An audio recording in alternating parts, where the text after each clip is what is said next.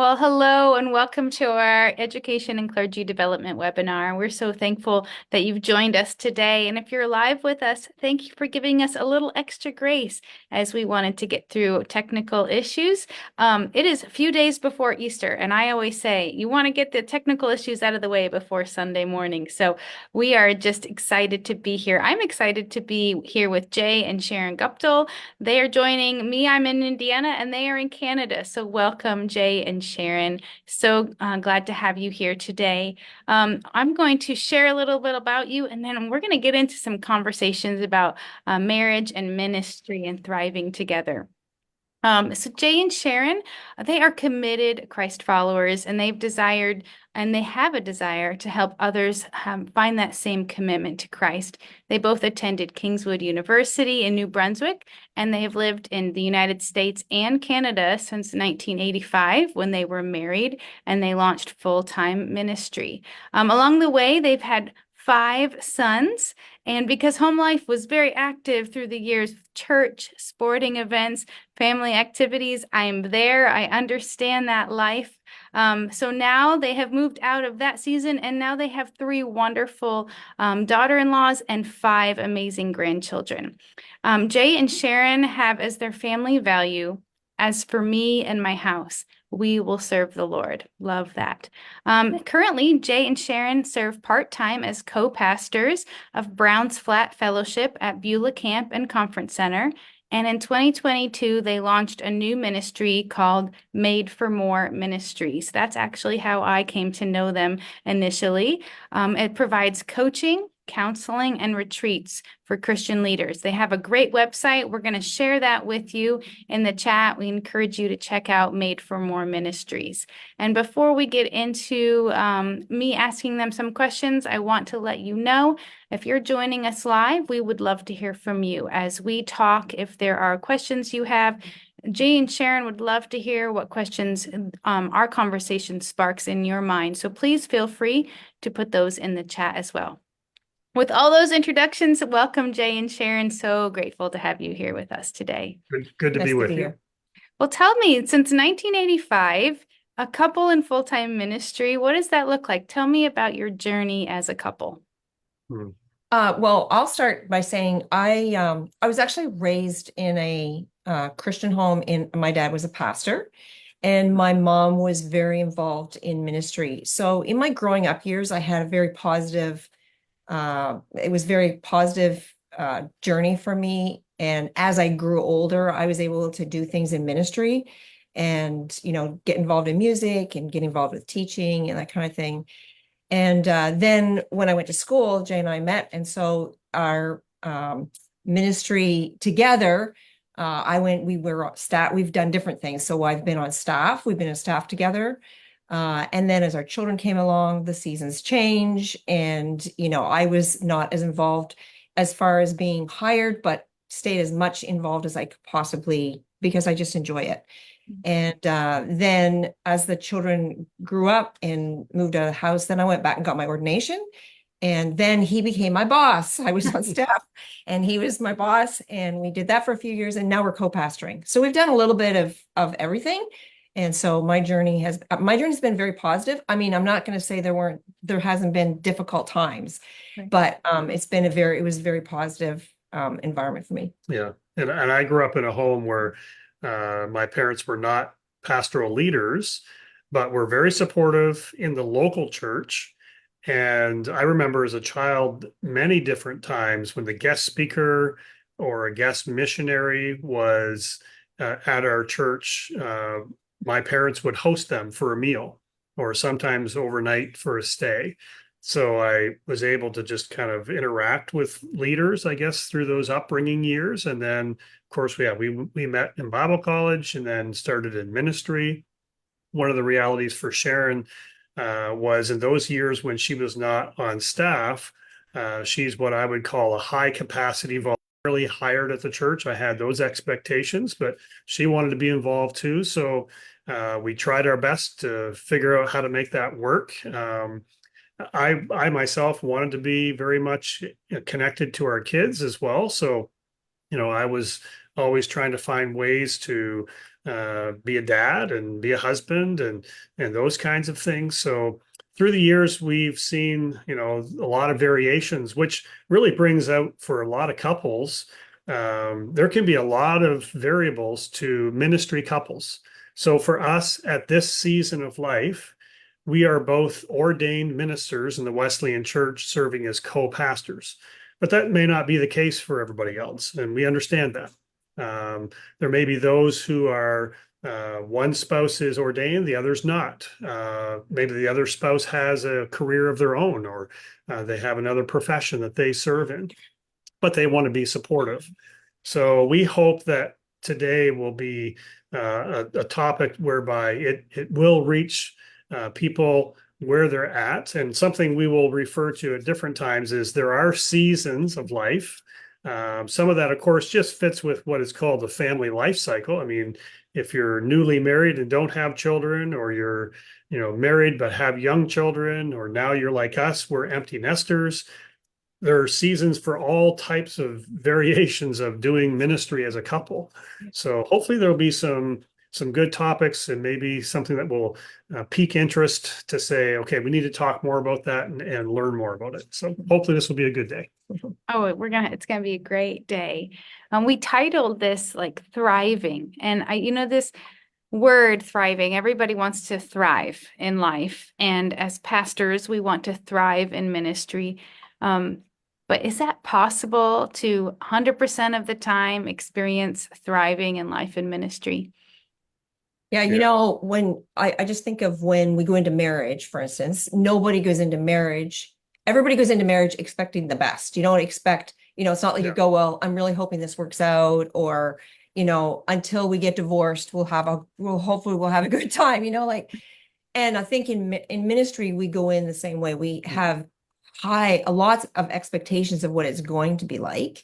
Especially if we just graduated from school, we have these we've been studying and we're all excited and all that stuff. And then ministry begins. And then you're saying things like, wow, I didn't learn that in the textbook. And, because a lot of learning happens when you're just doing ministry. And so then you have to start working through, how am I going to thrive at this? Like, what is that going to look like for me? Yeah. I remember coming out of Bible college where the atmosphere was like people are hungry. There's an aspiration for ministry and preparation. And so, when there was an altar call or there was a prayer time, people were really seeking the Lord. And then in the first church we were in, it was like, do people not really care? It didn't seem to be the same kind of passion, which is, I think, the theory that often comes in your studies to the practical ministry when you're out now doing ministry. And so I think when it comes to thriving, there is the aspiration and then there's the reality. Mhm. And part of that is understanding, okay, what's going on here so that we don't get jaded. We don't turn kind of like sour to ministry to say, well, I didn't sign up for this. And then it starts to create tension as a couple because it's like, it's so frustrating. And then, are we saying things to our spouse that it's maybe unfair for them to hear, because now they're carrying a burden but I need to share the burden. And so, yeah, I think those realities are what every couple in ministry will face at one time or another. So is it possible to thrive 100% of the time? Well, maybe in heaven. But will we just accept, well, it's not even possible to thrive? Well, that's not fair either. So I think we're going to have to navigate that, and it will be based on lots of variables that come into our life. One of the things I think that does help is some of it is what kind of background that you've come out of. What have you learned even in your background as you came into ministry, and what are you bringing with you? Besides, we all bring our, baggage in life, but, how does that affect us, and how are our expectations even, how are they met or not met?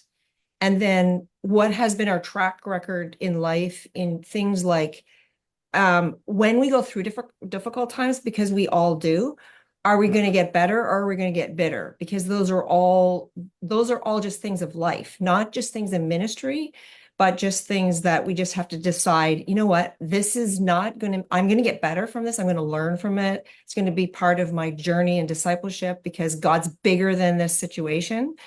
And it's not going to make me bitter. Like I'm gonna work through it. And all of that has to do with how well we're going to thrive Yeah. in the situation. For And sure. I'd say, Carla, with that as well, like when you talk to ministry couples, uh, it's pretty common that most couples have hit some kind of a bump, a curve, a snag in the journey. There's been a disappointment, there's been a hurt, there's been something that has come our way that of course, the evil one is going to want to do everything possible to discourage us and try and get us off track. So I think there is something very significant about, okay, how am I embracing difficulty? And I would say in my life, probably some of the times that I have grown the most spiritually have come when there's been a difficult ministry experience that you've had to really process and pray and maybe seek counsel. And out of that, all of a sudden, you actually are better, which is going to lead you to thriving, right? So, all of these things, I think, are parts of the journey for ministry couples. Yeah, and when you say the difficulty allows you to thrive, sometimes we individualize it, but really what we experience as a couple can also help us to thrive. And in some way, shape, or form, have been in ministry for a lot of years, but I think even those that are, as you shared, married and their spouses has some other career or they're not directly involved in the church in the same way as being like a co-pastor. Ministry just infiltrates your marriage, right? It's part of, it doesn't define you, but man, you can't get away from it. You can't just turn it off. So as you Right. think about specifically where at least one spouse is in ministry, how do you describe, what does it look like? How does a couple in ministry thrive? Can you describe that for us? Yeah, well, I think, sorry, I just hit the computer there. I think one of the things that is going to be important is understanding like the area of boundaries as a couple. Sometimes there are going to be events in our lives in the workplace that really need to stay in the workplace. I think sometimes ministry couples are like, well, we should share everything together. But the challenge could be if the pastor comes home, and when I say pastor, it could be the husband, or a man or a woman. Doesn't, to us, we believe in ministry for women and men. But if the pastor comes home and shares something heavy with their spouse, that's information that now the spouse has to have a burden on them. And that can be unfair because they don't have the context. I know that it's important to have a confidant, but I think there's also a place to know, okay, how much to share? Should I share? How much to share? And then even more importantly, if things have changed from what I shared with my spouse, I need to update them because they're going on old information. And it wouldn't be fair to them because now they have a certain bias or a certain perspective on the situation because of what was shared, but they haven't heard what new might have developed or, the positive. So thriving sometimes is like understanding the boundaries, is like, you know what, we have got to understand what's important for us so that I'm not overwhelming my spouse with information that they don't have any power or authority to do anything with. And that can be a real challenge. So I find that is one of those things where how to have some appropriate boundaries so that you can thrive and ministry doesn't impact the marriage, a relationship negatively. So that would be one way to look at it. Yeah, and I think also to always remember that I'm first a Christ follower, and my relationship with Jesus is the most important part of this journey. And if that starts to be, if ministry starts to overshadow that. And then and then because of being overwhelmed with things, then I'm not taking time with my spouse. And then then everything starts to get out of kilter, and we start to put our energies into what is the loudest voice, say. So a lot of times it's ministry, it's the phone ringing, or it's the texting, or it's the needs that are like, I have to have help right now. And then my spiritual walk can suffer. My spouse can suffer because I'm not keeping things in an orderly fashion for like just doing life. And then we're not thriving, right? Because it's the loudest voice is getting all the attention, rather than, okay, I'm a Christ follower first, and I need to spend time with God so I can understand what he has for me. And then I have a spouse and I have children, and they're really important too. And I have ministry, but making sure that we're keeping those lanes in the right perspective, so that we're not just navigating towards what's hollering the loudest in ministry. And I think practically with that, it's like, am I, or is the pastor taking their day off? Hmm. Are they taking vacations? Are they utilizing any points of going to a conference or a retreat?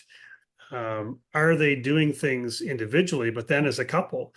Early in marriage, we were inviting one of our sets of parents to come and stay with our kids so we could go on a vacation or a getaway.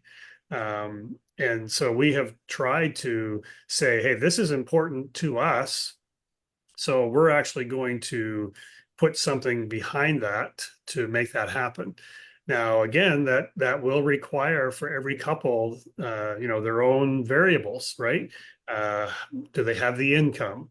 Do they have the social network of people around? Because like, even for us though, we didn't live near our parents for many years, but we had those in the churches that we served who became kind of surrogate parents or friends to help us in times like that.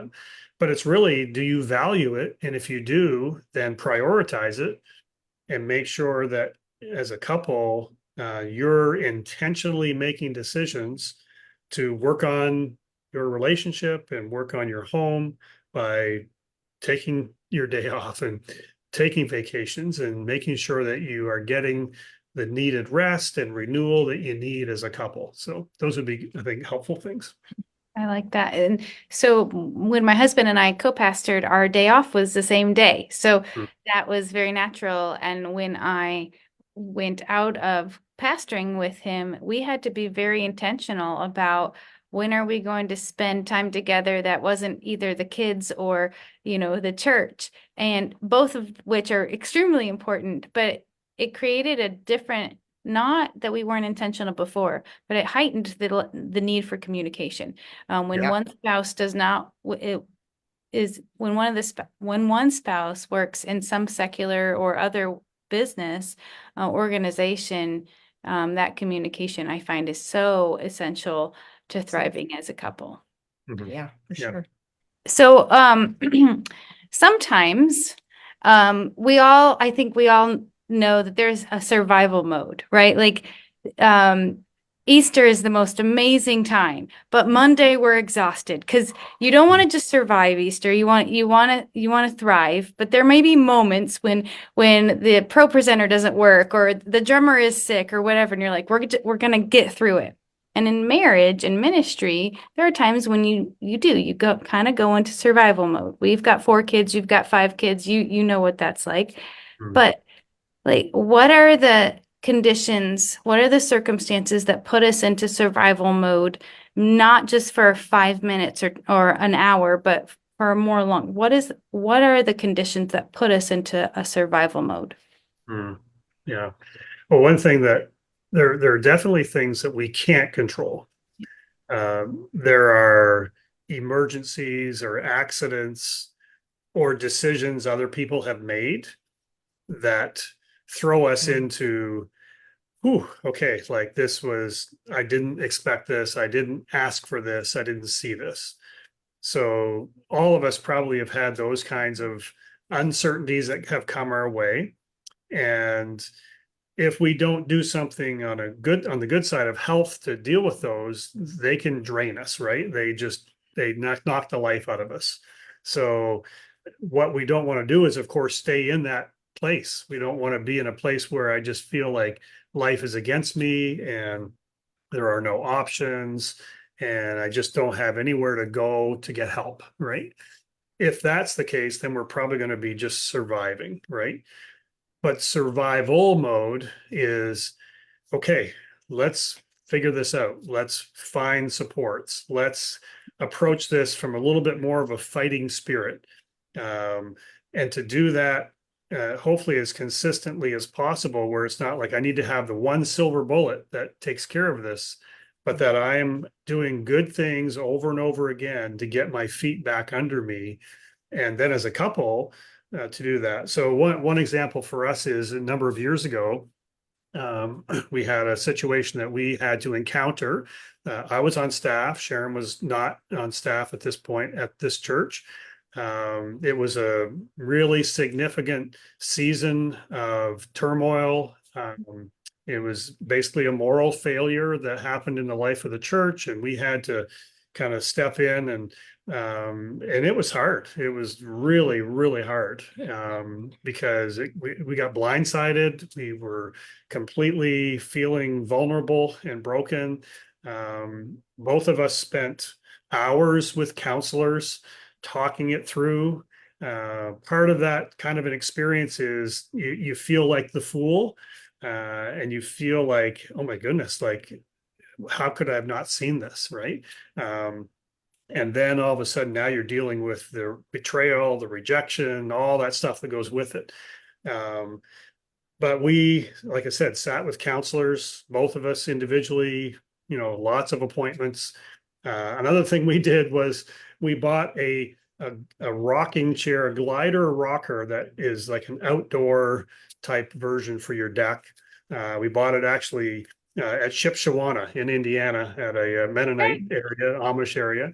And we actually rocked and talked for hours on end, just trying to make sense of what's happened and how are we going to work through this and what do we have to do to try and move forward. And so it was like this, this isn't going to destroy us. This isn't going to make us bitter. We're going to find a way forward. But so that's one of those kind of scenarios that we didn't choose. It came at us and we had to deal with it. We had to respond to it, I should say. Of course, then there's other times when we do make poor decisions and we are creating our own kind of issues by not taking care of ourselves and not looking after our well-being and our own care.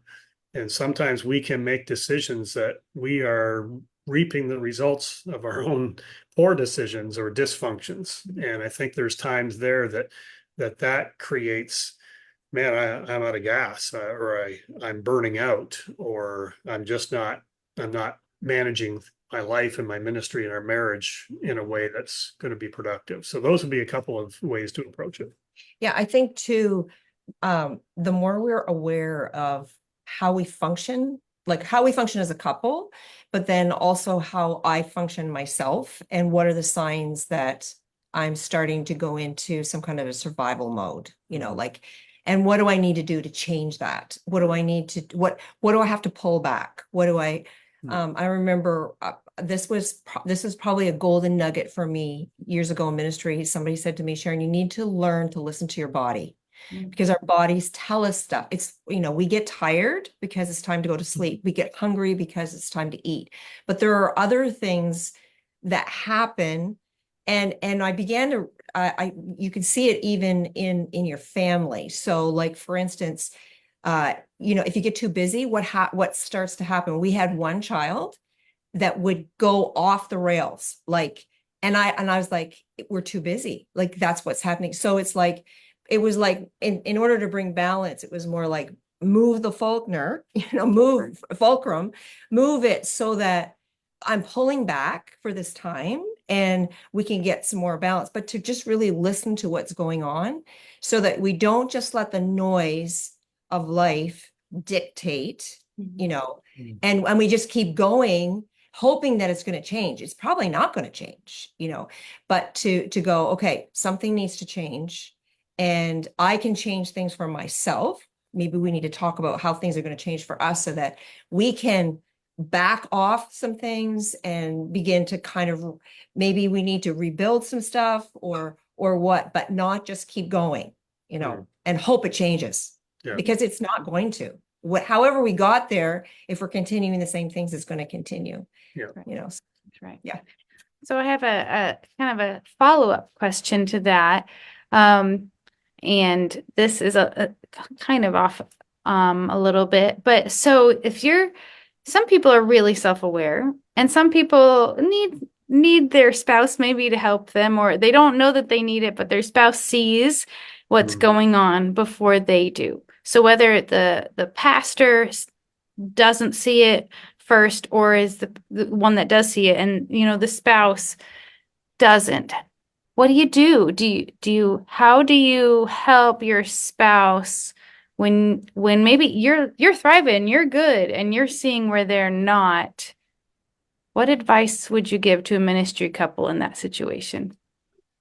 Well, of course, the reality is there's so many variables because of each other's way of doing life, maybe their backgrounds, their triggers, all of that comes with it. So, I think one of the greatest things, of course, we have is the ability to have agency and to say, I still have a voice. And if we ever get to a place where we go, I can't say or offer anything that they're going to listen to, and so I'm just going to give up. We've actually kind of adopted a little bit more of a victim, poor me, I can't change my circumstances. So now how you bring things forward, of course, that's the golden nugget for everybody, right? Is not just what you say, but how you say it. So how to bring forward a conversation with a spouse to say, I think something's a little off here. I think we need to talk about this. If it can be, instead of accusing and telling and, just like get your life together, most people are going to probably get a little defensive with that. If it could be, from my perspective, I'm just not sure. I may be wrong, but I just feel like I need to share this with you so that I guess it has a soft start for someone to maybe be a little more receptive. That would be one of my thoughts about, okay, I see something that needs to be addressed and how best to do that. Again, there's so many variables to it. Sometimes if somebody is like really out there, maybe it has to be a stronger, more forceful kind of statement. But if we recognize we're trying to do ministry together, how best can I bring something up with my spouse? To just avoid it is not going to work. So how to do it in a way that's going to be winsome and heard, I think that's going to be a huge benefit. Sharon, you mentioned earlier that there was at one point where he was your boss. So that creates a new dynamic. I've been there, I understand.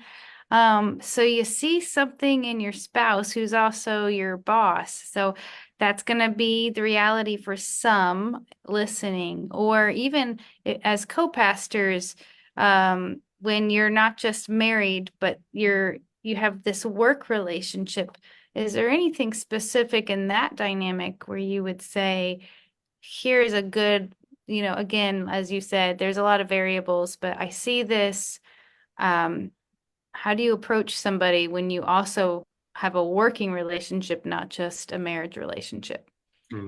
Yeah, and sometimes that's really like it gets a little dicey, it gets really one of the things I had to learn to do a lot of is remember which hat I was wearing. Because sometimes when we're at work, he's my boss, but when we come home, like he's not my boss anymore, he's my husband, and he's always my husband, right? But then being able to navigate things just as a staff member, and I'm on staff with other staff members. So what would they do if they needed to talk to their boss about something, And so, and I can remember at a particular time when I was very upset about what happened in a staff meeting. And I kept my mouth shut during the staff meeting. But when I went home, I'll tell you, like, I was like, what did you just do to me? You know, like, and he didn't realize it right at the time. And so, you know, we navigated through that. But I think a lot of it was being careful of what lane I'm in, like remembering the lane, because it's really easy to get into his lane, trying to, you know, tell him or suggest that maybe we should do certain things, but realizing, you know, I probably don't know all the details. And Jay has always been really good at not giving me too much information so that I don't have to deal with it. Yeah. And so there may be things going on at a board level or something like that, that I wouldn't know. I'm a staff member. And I used to have staff members come and say, well, what's Jay going to do about this? And I loved it when I could say, I have no idea. You are going to have to go and ask him, you know? So I think that thing of just keeping your hat straight and keeping in your own lane. And there were times that Jay had to say to me, Sharon, stay in your lane. And there is a part of that is like protecting me too, you know, because there are certain things as a lead pastor that the staff does not have to know, and it's best that they don't know. Sure. You know, Yeah. so I don't know if that answers your question, but Well, Absolutely. let me jump in on that as well, because, you know, again, here we are now as co-pastors, so we're regularly bouncing things off each other. Before we make a decision, there are sometimes we'll make decisions alone. If it's, you know, a quick decision or something needs to be done that we both are individually responsible for. But if it's a little bigger decision, yeah, we're bouncing that back and forth. Well, I would say when I was lead pastor and Sharon was on staff with other staff members, that took a lot more work, internal processing, to basically say, I have to work really hard to make sure I'm not showing any favoritism, that I'm treating Sharon just as any other staff member, which would include if we're in a staff meeting and a topic comes up and she or any other staff member were to say something, if I either felt I needed to respond to that, I had to be willing to do that with Sharon. And there were times that we might get into a little bit of a debate in a staff meeting, but we both had to work really hard to respect one another in that, so that we were showing, hey, there's not favoritism here. This is Sharon is a staff member in this moment. She's wearing that hat. And so did we always get it perfect? No. It did require more energy from us. And then the next level of energy was not carrying that conversation in the car home, and then through preparation for supper, and then through supper, and then through the evening. And again, we weren't perfect with that. We got, you know, way too enmeshed in some things, and that didn't help us. But then we go, okay, hold it. We're going down this trail again. We got to stop. So I would say that took a lot more energy from us than what we probably even fully understood. But that was what was needed, so that it really would be seen as, hey, Sharon is not being favored here. Even to the point that sometimes I would say, if we talked about something in staff meeting and it looked like we were going a certain direction, Sharon and I may have a conversation. She may bring some good points to me about that. But I would want them to know either, you know what, Sharon and I talked about this, but I want to bring this back to us. Or, you know what, hey, this is something that's totally on me. And so they would know, okay, oh, the pastor's wife, who's also the staff member, you know, has the inside scoop. That's where we were trying to always keep the other staff members feeling like, okay, I know what's going on, versus it just feels like, oh yeah, they're going to make the decision on their own. So that did take a lot more energy. Absolutely. Yeah, and for me, I think what was very helpful, because people are people, and they would come to you and say, well, what, you know, even people in the church, so what is Jay, what do you think he's going to do about this or whatever? And it's easy to feel bad because you don't know, you know, I should know. but I felt a lot of release just being able to say, I don't know, like, Mm. because then it shows that he's leading and I'm not in the middle of everything, so, so I think those were helpful things. But again, I think it goes back to knowing which lane you're in and which hat you're wearing. Yeah. And they can change during the day, like more than once.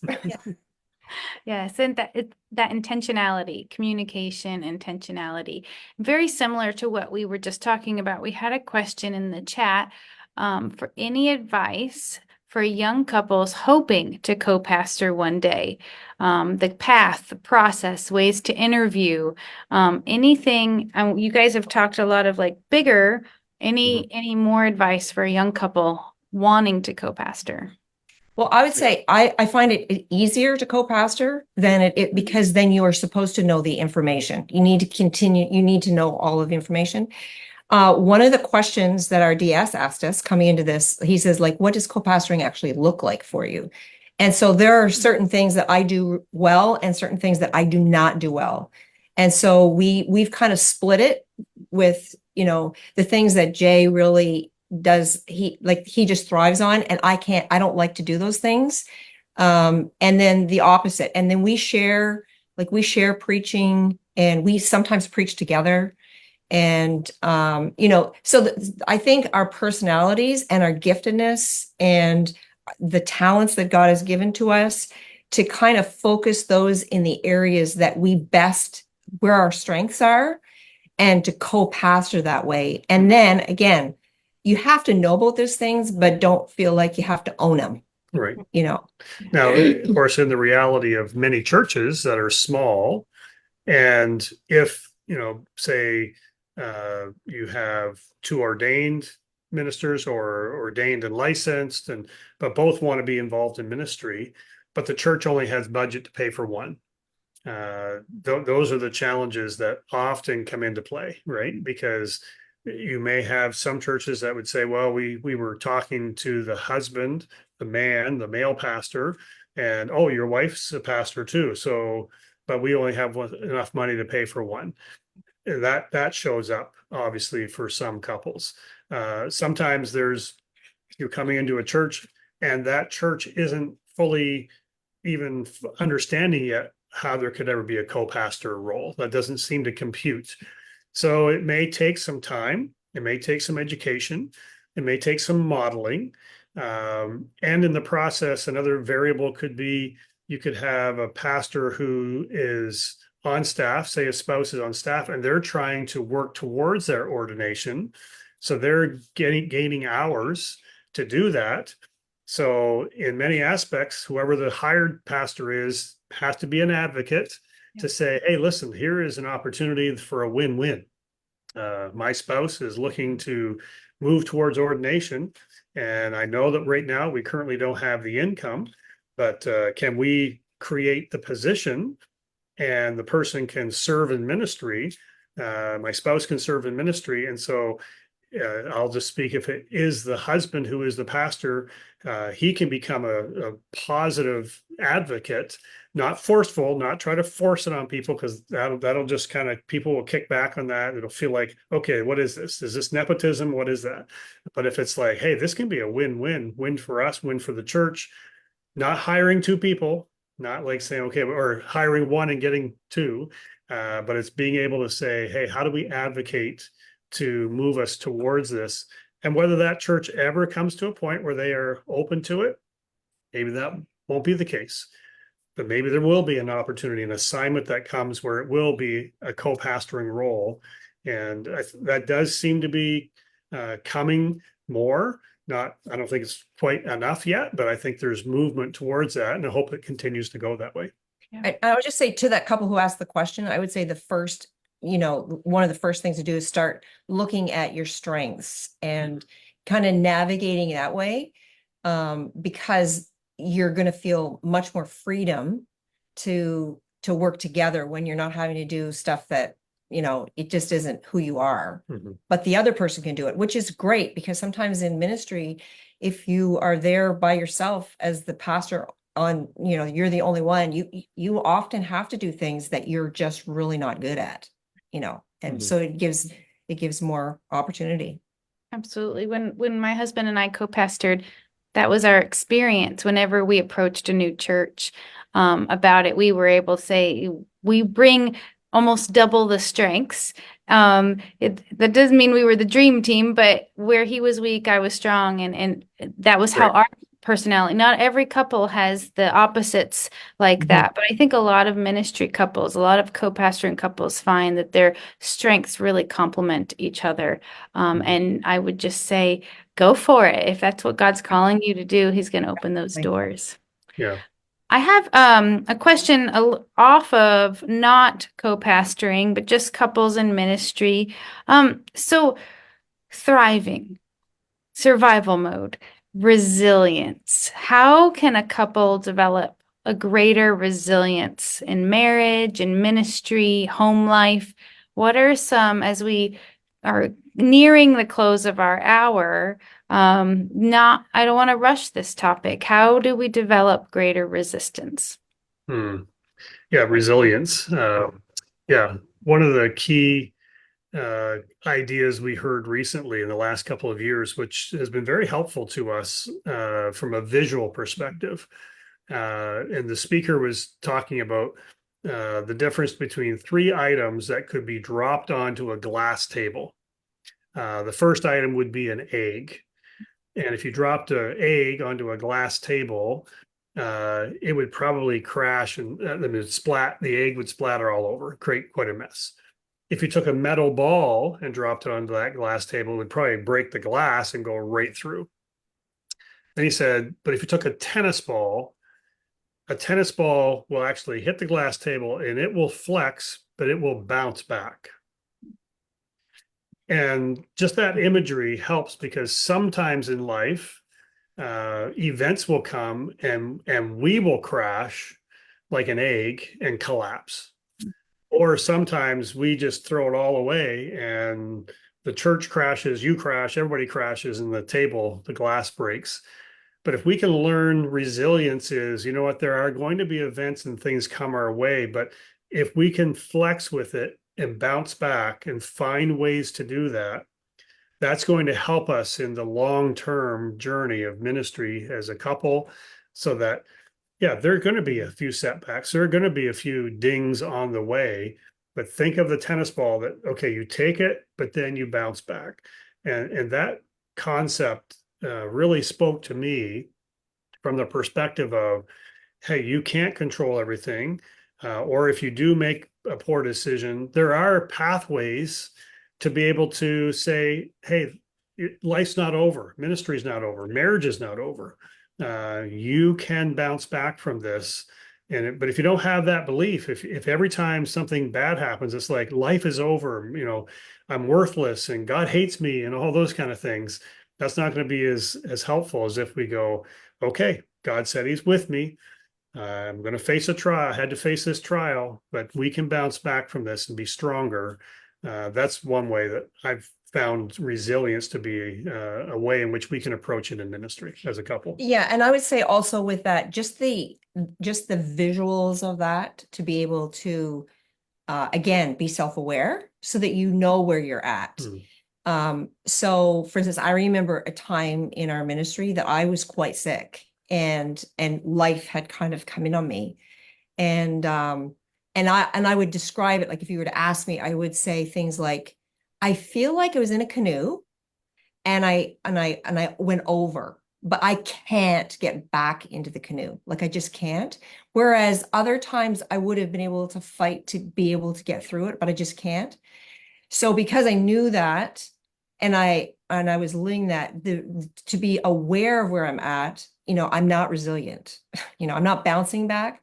So, I went to the doctor and I went for counseling and I started a journey because I know I'm not going to get better unless I do something about my situation. So just having those three things, like, am I the heavy ball, the ball that goes onto the table that's breaking everything? Like everything I come in contact, I just feel like I'm so angry at everybody, So then that's another sign. It's like, yeah, like I'm not acting in the way that I should be as a person, let alone a pastor. I need help, so just being aware so that you can start moving back towards resilience and you can feel that where we're supposed to live. Thank you. I said resistance, and you guys helped me correct the word to resilience. But if you're resistant to just self-awareness or like, I don't want to ask you a question that's beyond, so sometimes hypothetical, it's like there's too many variables. But if you're finding yourself resistant to thriving, where you're just like, this is just how it is. Ministry is just hard and I'm not very good at it, and that's just it. Or ministry is hard and I'm not, marriage, what do you do? What would you recommend for somebody that's finding themselves in a resistant to improvement, or they're just resistant to hope that things could actually be better? Yeah. One of the things I think that we have to remember as pastors is that, like, because we have such an upfront, our ministry is all upfront. Sometimes we carry this thing that is like, I have to be somewhat perfect and I can't have problems. I can't have, but we're human beings. Like we live in a broken world, and just because we're pastors doesn't mean that somehow we get off with not being in a broken world. And so I think one of the things in our life is to always be willing to be teachable, because that only teaches our kids the same thing, like when we're going through a hard time, it's okay. Like I have gone through hard times, so that we're not expecting ourselves to be something that is not even humanly possible, because that just puts more pressure on us. But to not resist, okay, I'm going through a hard time right now. Like, okay, like people go through hard times. This is my time. So what am I going to do about it? Like, how am I going to change so that I can start to get better and more resilient? Yeah, I'll pick up from one of the ideas Sharon said, and that is an indicator for us could be if what I'm doing behind closed doors, meaning when I leave the church and I go home, and if all I'm doing is criticizing and I'm speaking negatively and I'm doing it with my kids present and I don't care, that should be an indicator. Okay, there's something that needs to be dealt with. And now what you're doing is you're actually shaping and influencing a bias on your children about things that are happening in your work that is not they shouldn't have to be dealing with that. They're kids. And that's beyond their level to fully understand. So if there's a point where I'm angry, I'm frustrated, I'm negative, I'm saying things that are not kind or helpful, that's an indicator. It's like a flag. It's waving, just saying, okay, I've got to come to a point where, and that comes back to maybe to the earlier question, when a spouse says, I may be off on this, but it seems like you're not doing well. One time, Sharon, when back in this experience I referred to earlier, she knew I was not doing well. I was not coping.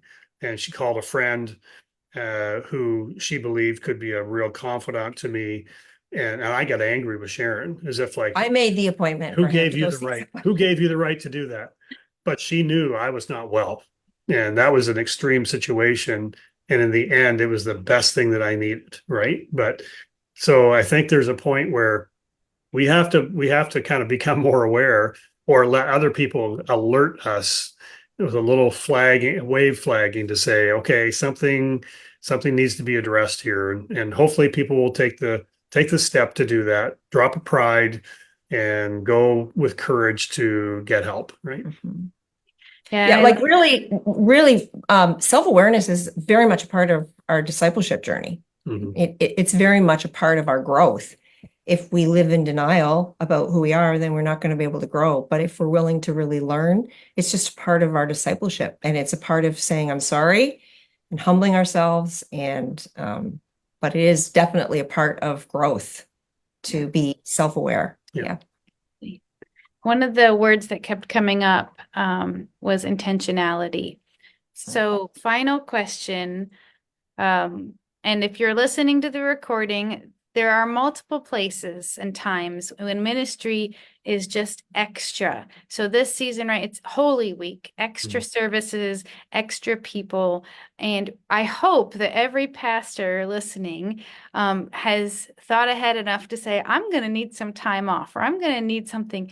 What one piece of advice would you give to ministry couples? You know, in my family, like all of our kids know Easter is just a big deal. And so there's a little bit of extra grace that everybody's just knows with this is a lot.